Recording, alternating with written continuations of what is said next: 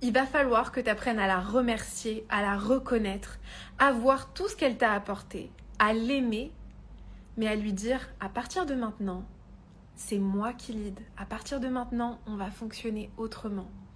Et ça, les amis, je peux vous dire que c'est absolument extraordinaire. C'est un rituel de passage qui est obligatoire pour pouvoir manifester et attirer à toi cette nouvelle réalité que tu veux vivre. Parce que tant que tu fais pas ça, tu te freines, tu te bloques.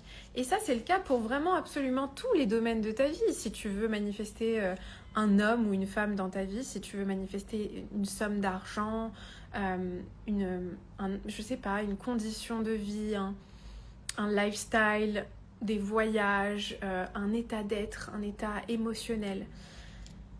Beaucoup de gens parlent de ce que c'est que manifester des choses matérielles, des choses palpables. Donc par exemple, je sais pas, un partenaire en couple ou une somme d'argent sur ton compte ou un voyage ou peu importe. Tout ça, c'est extrêmement palpable, c'est très tangible. En revanche, peu de gens parlent de manifester, de matérialiser un nouvel état d'être, un état d'esprit, un état entier, un état interne. Peu de gens vont t'expliquer que finalement, tu peux rester accroché à des émotions. Nos émotions, elles peuvent être addictives. Tu peux être addict à ton inquiétude, addict à tes peurs, à tes angoisses, à ton mal-être, à tes insécurités, à tes blessures, à ta victimisation. Tu peux être addict à toutes ces choses-là et d'ailleurs, tu peux totalement l'être sans t'en rendre compte.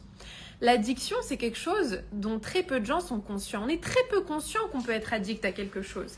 Ça demande un niveau de conscience extrêmement élevé, un recul sur soi qui est assez difficile à avoir et que d'ailleurs peu de gens sur cette planète réussissent à avoir.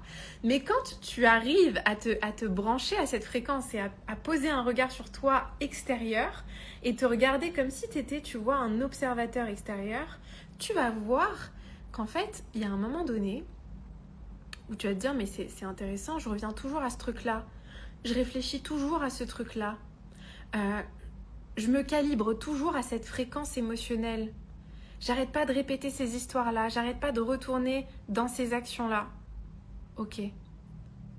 Qu'est-ce que j'y trouve comme confort? Qu'est-ce que j'y trouve comme intérêt? Parce qu'on ne continue jamais. Ça, j'en parlais avec une cliente à moi hier en coaching.